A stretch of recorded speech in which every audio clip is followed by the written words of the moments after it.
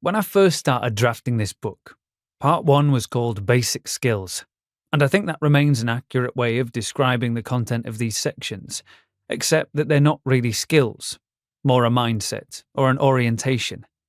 It's important to understand that well-being is a process as much as it is a state of being. You need to live in a well way if you ever want to be a well way. Another way of making this point that well-being is a process is the almost cliché phrase, life is a journey. Well, if it's a journey, then you'd better make sure you get on the right path, or that you've got a compass that works and some way to know which way is north. That's what part 1 is about. We begin with disposition, the attitude you should take to life. You've got to understand the nature of the journey that you're on, especially that it doesn't end. Western culture has long held out heaven as the reward for a life of hard work. More recently, materialism brought that heaven ahead to earth in the form of a comfortable retirement. These visions both emphasize working hard to get somewhere.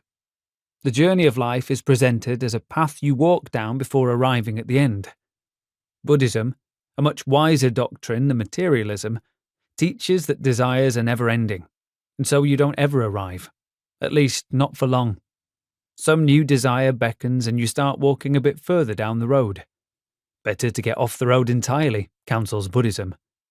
I'm going to suggest something quite different, which is to make the journey as enjoyable as possible and accept that you're going to be on it for a lifetime, heading nowhere that's especially clear. Your guide on this journey is your internal compass, which steers you towards the things that work for you and helps to bring them into harmony. So the first step on the path to well-being is to turn inwards